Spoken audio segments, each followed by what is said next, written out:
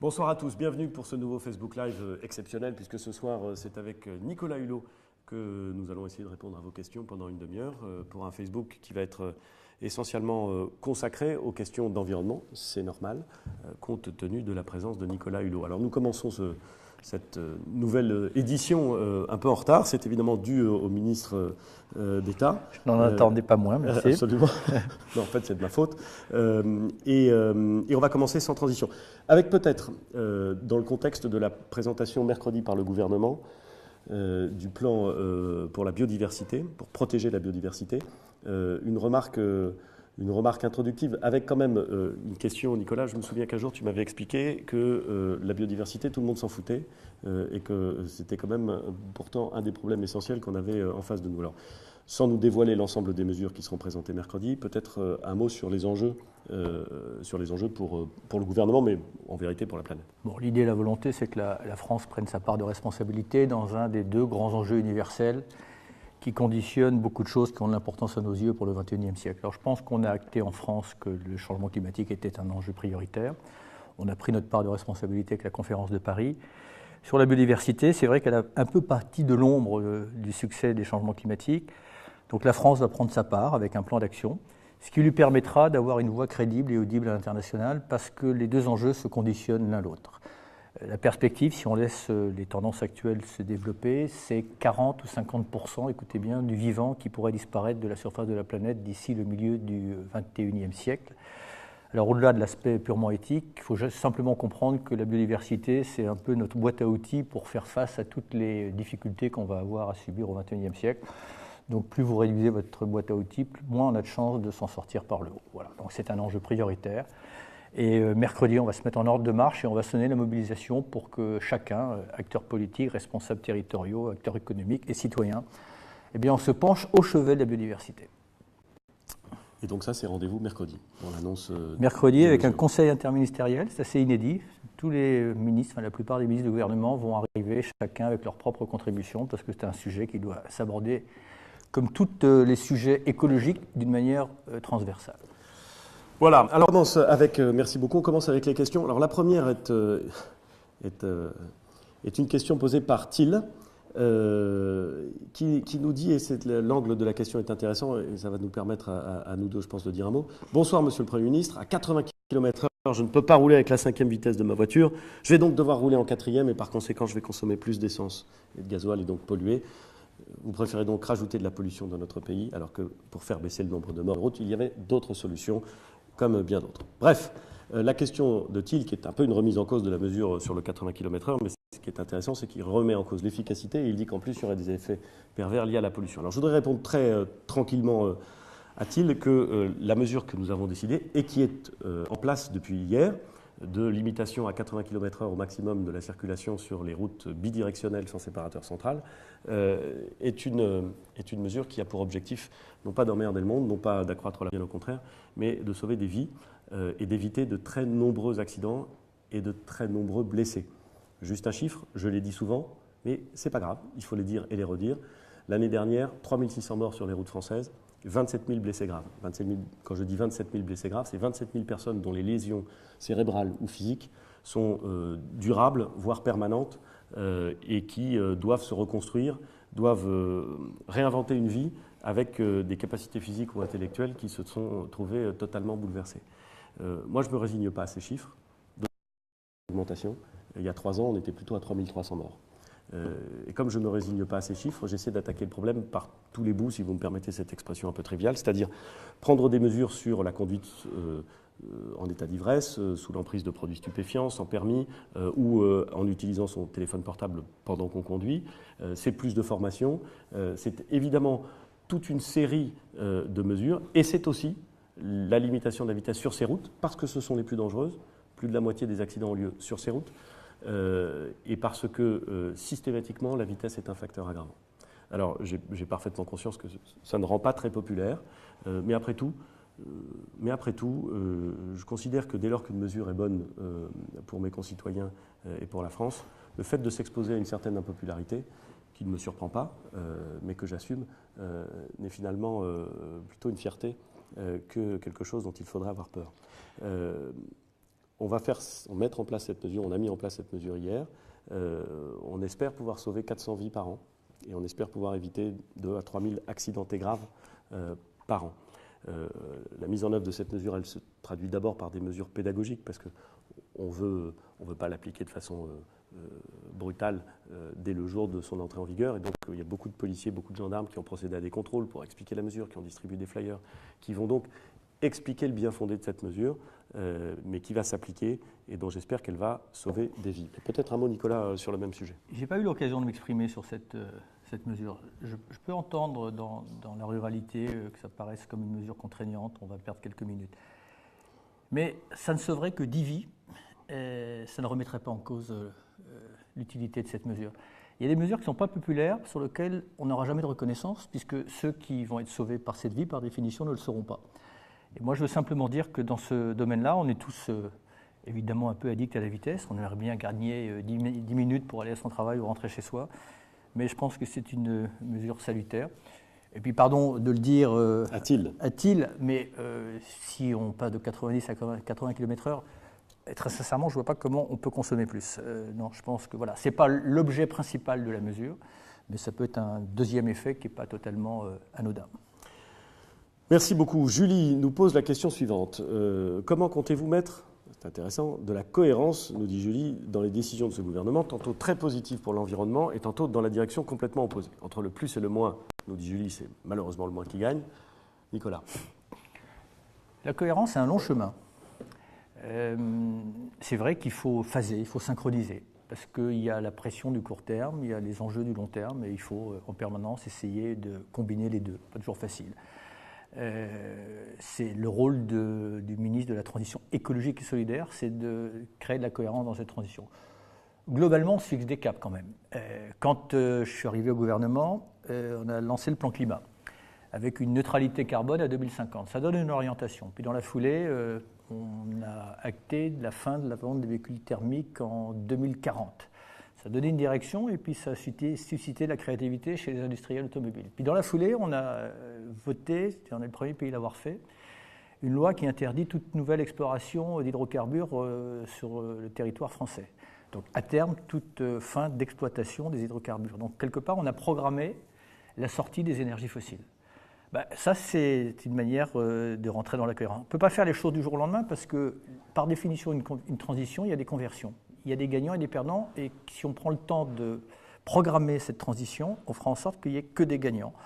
Alors évidemment, de temps en temps, il y a des choses qui partent dans le mauvais sens, on essaie de les rattraper, de les corriger, mais la grosse tendance, elle est qu'on est en train de se mettre en face par rapport aux grands enjeux du XXIe siècle, les enjeux climatiques, les enjeux de santé et d'environnement, et les enjeux notamment d'érosion des ressources naturelles et de la biodiversité. Merci. Une question de Philippe. Chantre de la voiture électrique, je voudrais savoir comment va être fabriquée l'électricité pour satisfaire la demande. Alors, d'abord, c'est une bonne question parce qu'on peut promouvoir le véhicule électrique en disant qu'il est plus vertueux pour l'environnement. Il y a une chose qu'on sait, c'est qu'elle ne sera pas fabriquée à partir des énergies fossiles. Voilà. C'est exactement ça. Mais pour que le véhicule électrique soit véritablement vertueux, il faut que l'électricité qui vient l'alimenter ne soit pas produite à partir de quelque chose qui envoie dans l'atmosphère encore plus de gaz à effet de serre ou utilise massivement les produits fossiles. Donc, pour que le combat sur la voiture, le véhicule électrique, soit un combat gagné et utile, il faut à minima que l'électricité qui vient l'alimenter soit verte ou décarbonée. En France, c'est assez massivement le cas, parce qu'on a un mix énergétique dans lequel la source carbonée est assez faible, avec le nucléaire et avec le renouvelable. L'objectif porté par ce gouvernement, c'est de rééquilibrer le mix électrique français pour faire en sorte que la partie du nucléaire arrive à 50%, on est aujourd'hui très au-delà, arrive à 50%, et que la partie liée à la production d'énergie renouvelable augmente dans les mêmes proportions, mais évidemment à l'inverse. Ça veut dire développer l'éolien offshore, et le président de la République a fait la semaine dernière en Bretagne des annonces très fortes en la matière, puisque nous avons décidé de lancer d'une certaine façon de confirmer les 6 champs d'éolien offshore qui avaient été envisagés, discutés, conclus, travaillés, mais qui conduisaient le contribuable et le consommateur à payer l'électricité très cher. Nous avons renégocié les tarifs et permis une diminution de 15 milliards sur ce tarif. Donc nous pouvons envisager de façon beaucoup plus sereine le développement des éoliennes offshore, mais il y a d'autres méthodes pour produire de l'électricité à partir de renouvelables. Il y a le solaire, qui est aujourd'hui une façon très compétitive de produire de l'électricité. Et qu'on va accompagner, booster. Les grands opérateurs comme EDF, Total vont s'engager dans l'un pour 30 gigawatts de solaire, l'autre au minimum pour 10 gigawatts. Donc on va changer d'échelle dans le développement des énergies solaires. Donc l'objet pour la France, c'est progressivement, en ne renonçant à rien à sa sécurité d'approvisionnement en électricité, à sa souveraineté d'approvisionnement en électricité, de rééquilibrer le mixte et de faire que le maximum de l'électricité produite en France puisse être fait à partir d'énergies renouvelables ou décarbonées. L'urgence, la très grande urgence, c'est la décarbonation et à moyen terme, le plus vite possible, c'est la production d'énergie renouvelée. Cela dit, en matière de véhicules électriques, on progresse parce qu'on incite, parce qu'on voit bien que les villes commencent à équiper leur espace urbain de bornes de recharge. On voit bien qu'on est au début d'une révolution complète des mobilités électriques, collectives et individuelles. Et c'est un très très beau défi, de vie collective, parce que la mobilité électrique, c'est incroyablement agréable, c'est silencieux et c'est surtout très écologique. Et ce que nous ont demandé les industriels, c'est de favoriser l'installation des bornes de recharge pour qu'il y en ait un peu partout géographiquement. Et compte tenu que dans le même temps, on voit bien que la petite réserve qu'il y avait sur le véhicule électrique, c'était l'autonomie, et qu'il y a des progrès considérables qui sont faits, je pense que là, le coup est parti et que maintenant, les choses vont se déployer assez rapidement. Une question de Stéphane qui nous dit « À quand un vrai plan vélo en France sur le modèle néerlandais ?» Très rapidement. Voilà, très rapidement. On est en train d'y travailler, mais on ne va pas faire les annonces maintenant parce qu'elles vont bientôt venir. Fadou nous pose la question que penser de la France qui enfouit ses déchets? Quand est-ce qu'une véritable politique d'objectif zéro déchet va être mise en place par le gouvernement? Je n'arrive pas à expliquer ce gâchis à mes enfants. Merci de votre réponse, avec espoir d'une amélioration très prochaine. Nicolas, c'est des éléments là-dessus. Bon, on avance. Il y a le plan que le Premier ministre a présenté avec Brune Poirson d'économie circulaire qui doit tendre quelque part vers un recyclage des biens consommés. Premier objectif, 100% de plastique recyclé d'ici 2025. C'est d'ailleurs un élément de mon plan biodiversité parce que ce plastique qui sera recyclé, c'est autant de plastique qui ne va pas finir dans les océans avec les impacts sur la biodiversité. Alors il faut maintenant qu'on s'organise. Il y a des nouvelles filières de récupération qui sont en train de se créer. On va interdire progressivement un certain nombre de biens à usage unique, je dis n'importe quoi, les pailles, les cotons-tiges en plastique, c'est pas n'importe quoi, c'est les kits de pique-nique que l'on retrouve dans les océans. On va monter en puissance sur tout cela. Et je ne doute pas qu'en 2025, vous verrez qu'une grande partie des plastiques sera ou recyclable ou biodégradable. Là, c'est pareil, on a changé d'échelle. Mais à terme, ce qu'il faut voir, c'est rentrer dans ce qui aujourd'hui est un peu l'exception et qui demain doit devenir la règle, l'économie circulaire, c'est-à-dire sortir de cette civilisation du déchet et du gâchis.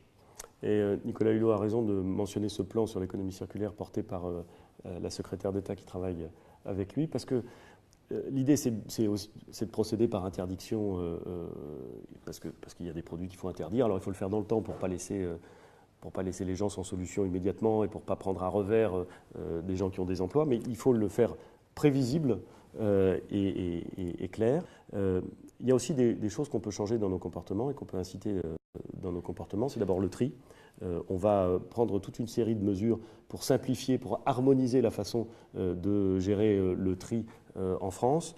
On va aussi progressivement, c'est une discussion que nous avons avec les collectivités territoriales, adapter la fiscalité pour faire en sorte que le recyclage soit moins cher que la mise en décharge. Ce qui est quand même là aussi une incitation économique utile puisque objectivement le recyclage est plus intéressant en matière d'économie circulaire que la mise en décharge. Et puis on veut aussi étendre le principe pollueur-payeur pour toute une nouvelle série de filières. C'est un bon principe qui a donné de bons résultats, mais évidemment on n'a pas réussi à le mettre en œuvre jusqu'à présent sur toutes les filières de production. On peut le faire sur les articles de sport, sur les jouets, sur le bricolage, on peut le faire aussi sur les cigarettes. Bref, il faut faire en sorte que dans tout l'acte de produire et de distribuer, ce principe pollueur-payeur soit appliqué et la logique du recyclage soit systématiquement valorisée. Et on va expérimenter dans un certain nombre de territoires, on va commencer par les territoires insulaires, ce que nos grands-parents faisaient, c'est-à-dire la consigne, c'est-à-dire faire en sorte d'inciter les consommateurs à ramener, par exemple, les bouteilles plastiques dès lors qu'elles pourront rentrer dans un cycle vertueux de recyclage. Une question dont nous aurions été surpris qu'elle ne nous soit pas posée. Elle est posée par Marie. Et Marie nous dit: qu'attend le gouvernement pour interdire le glyphosate et autres produits phytosanitaires qui empoisonnent la terre, l'eau, le sol, détruisent la faune, la flore, provoquent pour l'espèce humaine maladies graves. Alors, sur ce sujet qui a suscité beaucoup de débats, beaucoup d'interrogations, et sur lequel Nicolas Hulot a eu l'occasion de faire, je m'en souviens parfaitement, à l'Assemblée nationale, à l'occasion d'une question au gouvernement, une réponse d'une très grande clarté. Moi, j'ai eu l'occasion de redire la position du gouvernement la semaine dernière à Châlons en Champagne, à l'occasion d'un sommet qui s'appelle Planète A, qui est remarquablement organisé et qui permettait justement à tous les intervenants du monde de l'agriculture, les filières de production, les associations, les scientifiques, de réfléchir sur les enjeux de l'agriculture de demain. Et on a eu l'occasion, là encore, de revenir sur le glyphosate. Alors, Nicolas, sur la position du gouvernement. La position et la méthode. On peut dire 50% de nucléaire demain matin, on peut dire plus de glyphosate demain matin, on peut dire ce qu'on veut. Mais on se revoit 6 mois après et il ne s'est pas passé grand-chose. Donc on essaie, nous, de faire des choses qui soient sincères et qui soient réalisables. Sortir du glyphosate dans 3 ans, c'est quand même la molécule la plus employée dans l'agriculture. C'est un sacré challenge, on va le faire. On va créer les conditions qui vont permettre de le faire. On va le faire avec les agriculteurs et ils vont pouvoir le faire avec nous. On va créer une banque de solutions. On a planifié avec Stéphane Travers un plan de sortie avec l'INRA. Et dans 3 ans, on va dire à quelques chouilles après, s'il y a quelques impasses technologiques sur lesquelles on pourra redonner éventuellement 2 ans, mais il faudra vraiment faire la démonstration qu'il n'y a pas de solution. Il y a déjà des solutions pour 80% des emplois. On va le faire. Mais derrière la sortie du glyphosate, ces méthodologies qu'on va mettre en place, les alternatives qu'on va faire jaillir, elles vont permettre d'aller beaucoup plus loin dans la sortie des pesticides. Il y a aussi un plan de sortie des pesticides de 25%, puis de 30%, puis de 50%. Donc on va rentrer, par exemple, simplement en voulant doubler les surfaces consacrées à l'agriculture biologique. Tout ça va participer d'un tout qui va nous permettre également de favoriser ces modes de production agricole qui n'utilisent déjà pas de pesticides. Donc là aussi, on change d'échelle, on se fixe des objectifs, mais on prend le temps, la méthode, les moyens, la concertation. Parfois, on prend un peu de temps pour en gagner beaucoup dans l'efficacité après. Lorsqu'on est arrivé aux affaires avec Nicolas Hulot, il y avait en préparation une norme européenne qui prévoyait la reconduction pour 10 ans. 10 ou 15 ans même. 10 ou 15 ans de l'autorisation. Sans autre prescription. Et nous sommes battus, quand je dis nous, c'est la France, qui s'est battue pour faire en sorte que ce ne soit pas 10 ou 15 ans, mais bien 5 ans. Alors, il y a toujours des gens qui disent, oui, mais 5 ans, c'est trop. Peut-être, mais c'est mieux que 10 ou 15. Et la perspective de ces 5 ans nous permet de mettre beaucoup de pression sur la recherche, sur l'ensemble des utilisateurs, pour dire, ne l'interdisons pas dans la loi, parce que, d'abord, dès lors qu'il est autorisé pour 5 ans, l'interdire dans la loi, comme ça, spontanément, c'est au fond pas le bon message qu'on veut envoyer. Trouvons les solutions, travaillons avec les acteurs, pour leur offrir la possibilité de sortir effectivement de l'utilisation de cette molécule. Et fixons-nous l'objectif, à 3 ans, d'en être sortis, en effet, comme tu l'as dit, pour le plus grand nombre des usages. Si, dans 3 ans, ça a marché, si dans 3 ans, on est sorti à 80% ou 85%, j'en sais rien, mais de l'utilisation du glyphosate, et que dans 10%, on nous dit, oui, mais là, on n'y arrive pas, il n'y a pas la bonne solution technique, il n'y a pas le... Bon, on aura déjà fait 80% du chemin. Mais en l'état, je ne veux pas augurer.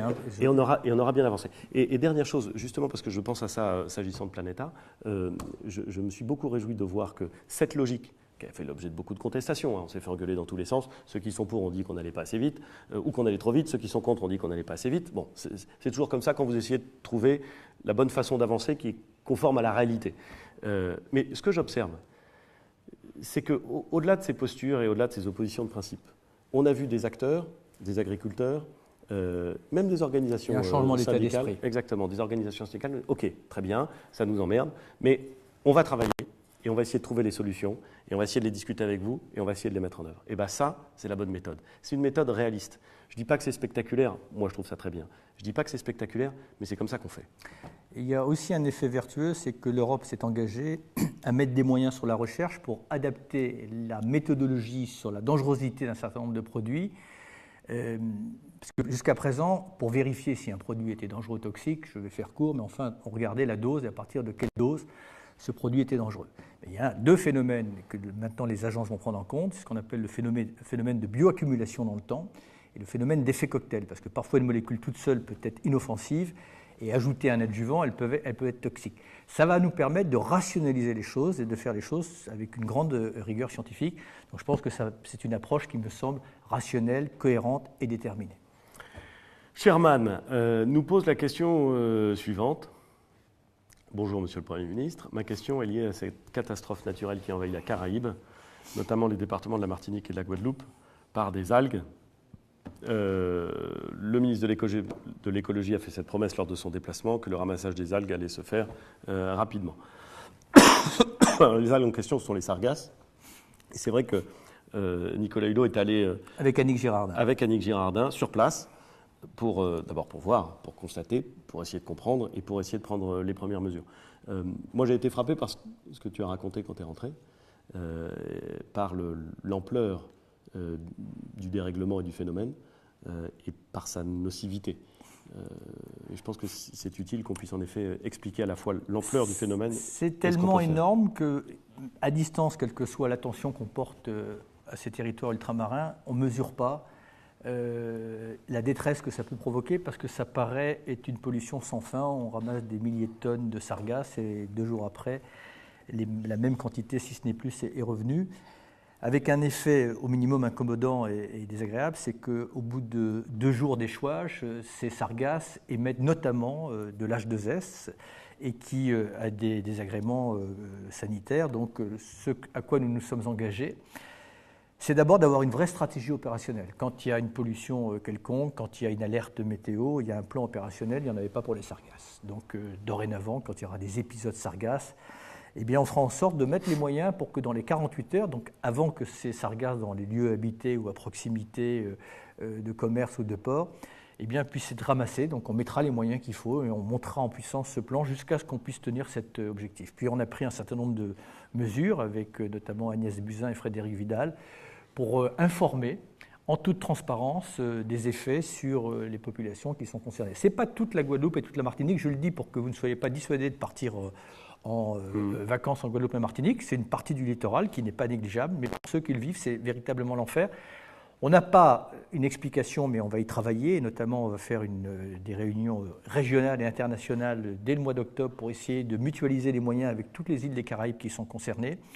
On a une forte présomption que les changements climatiques, doublés de la déforestation amazonienne, sont 2 facteurs qui se combinent pour que ce phénomène ait pris une telle ampleur qui, c'est vrai, dépasse un peu l'entendement. On va mettre aussi un certain nombre de moyens qui vont permettre non pas de cantonner au large parce que les masses sont trop importantes, mais de dévier parfois les sargasses pour pouvoir les emmener dans des endroits où ils pourront être plus facilement récupérables. Donc tout simplement pour dire que l'État a pris ses responsabilités et contrairement à ce qui a été dit, dès le moment où cette situation a été connue, et les différents interlocuteurs que nous avons rencontrés avec Annick Girardin l'ont reconnu, l'armée est venue en aide, on a mis des moyens à disposition, mais il a fallu les faire monter en puissance parce que personne n'avait pris la mesure et l'ampleur du phénomène. Les sargasses, c'est la merde des sargasses. Je veux dire, c'est quelque chose qu'on connaît, mais ce qui a été frappant cette année, c'est qu'on n'a jamais vu cette ampleur. Non, il y a eu un phénomène en 2015. Beaucoup ont espéré, ont croisé les doigts que ça ne se reproduise pas et c'est pas reproduit en 2016-2017. Donc après, on s'est dit ça va pas se reproduire. Puis en fait, on s'aperçoit que c'est répétitif. Les sargasses, les marins, la mer des sargasses est connue depuis la nuit des temps. Sauf que ce qui se passe, c'est qu'il y a une production qui est beaucoup plus importante avec l'élévation de température et probablement, comme le changement climatique a changé la trajectoire des courants, les sargasses étaient contenues au large et maintenant, les courants malheureusement les amènent sur les côtes des Caraïbes. Et j'ajoute, pour compléter le propos de Nicolas Hulot, que sur le sujet, nous avons débloqué un plan d'urgence parce que véritablement, il y a urgence et on ne peut pas laisser les départements concernés seuls face à cette catastrophe, hein, vous bien reconnaître. Et donc on a débloqué un plan d'urgence de 10 millions pour financer l'acheminement de matériel, le traitement des sargasses qui ont été récupérés et leur élimination, Et des capteurs aussi pour informer les populations. Et sachant que la question de leur élimination n'est pas une question simple. Non, parce que, évidemment, un malheur n'arrive jamais seul. Beaucoup de ces sargasses sont chargées de métaux lourds, quelques-unes d'arsenic et, comme d'un fait exprès, parfois aussi de chlordécone. Donc le problème de la valorisation est un problème sur lequel on travaille. L'ADEME y a mis beaucoup de moyens. Selon les endroits, les trajectoires des sargasses, certaines pourront probablement être revalorisées d'une manière énergétique. Alors, deux questions très générales, dont la dernière fait presque œuvre de sujet de dissertation que je pose. Première question d'Éric. On n'entend personne se pencher sur la pollution de l'eau, des mers et des océans, c'est dramatique. Cela fait partie du suicide collectif. C'est moins une question d'ailleurs qu'une interpellation. Et puis deuxième question de Clem. Une politique écologique est-elle compatible avec une économie de croissance ? Ça, c'est une bonne question. Ça m'intéresserait d'en discuter avec toi. Ça pourrait être un sujet du bac. Oui, ça pourrait être un sujet du bac. Alors, peut-être sur la première.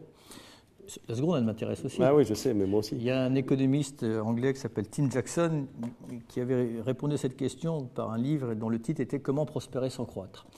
C'est un peu l'équation, c'est-à-dire comment faire en sorte qu'il y ait une croissance économique sans forcément, en tout cas sur un certain nombre de matières, les emmener. C'est pour ça que l'économie circulaire était un sujet intéressant. C'est toute l'équation du XXIe siècle. Voilà. Comment croître sans passer de la rareté à la pénurie, comment croître sans aggraver les changements climatiques et même en les résorbant.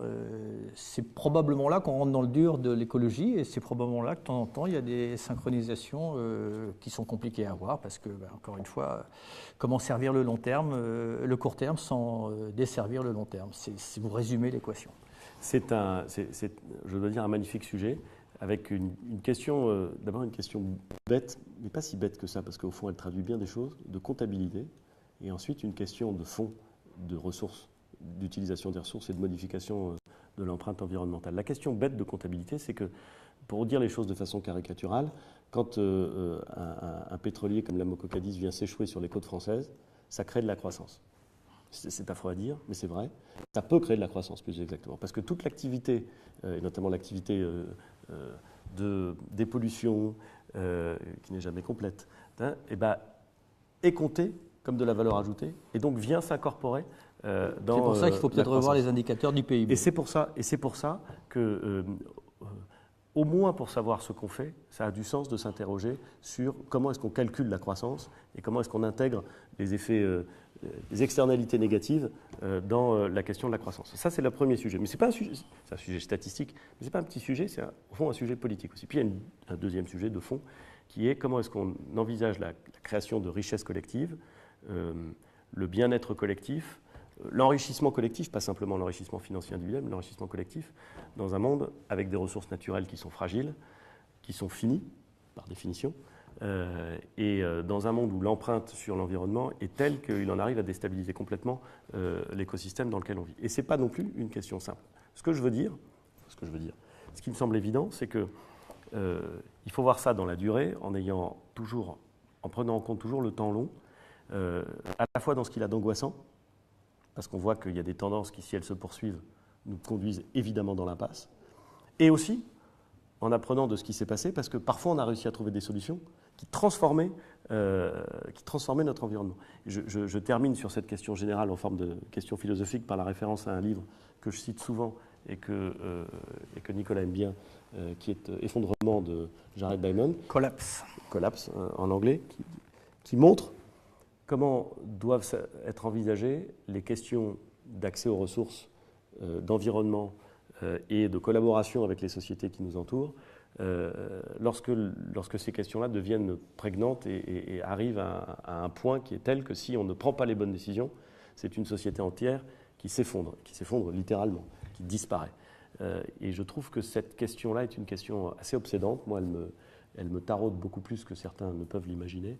Comment est-ce qu'on fait pour éviter que notre société humaine n'arrive pas au point où elle serait condamnée à s'effondrer? C'est une question compliqué.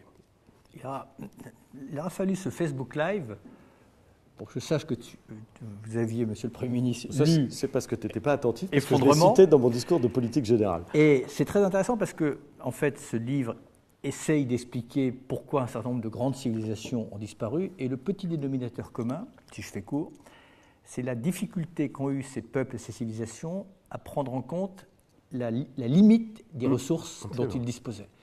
Et la rareté, ça se pilote, la pénurie, ça se subit. Et c'est toute la difficulté du XXe siècle, c'est tenir compte du fait que dans un certain nombre... Il y a des ressources renouvelables, mais il faut leur laisser la possibilité de se régénérer. Et pour revenir à la première question, si on veut qu'elles se régénèrent, il ne faut pas les polluer et les empoisonner. Mais il y a des ressources finies, et ça, il faut en avoir conscience.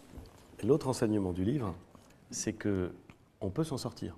Parce que ce qui est formidable dans le bouquin, c'est qu'il montre des exemples d'effondrement, c'est-à-dire de sociétés qui n'arrivent pas à changer et qui subissent la pénurie, qui disparaissent, littéralement qui disparaissent. Bon.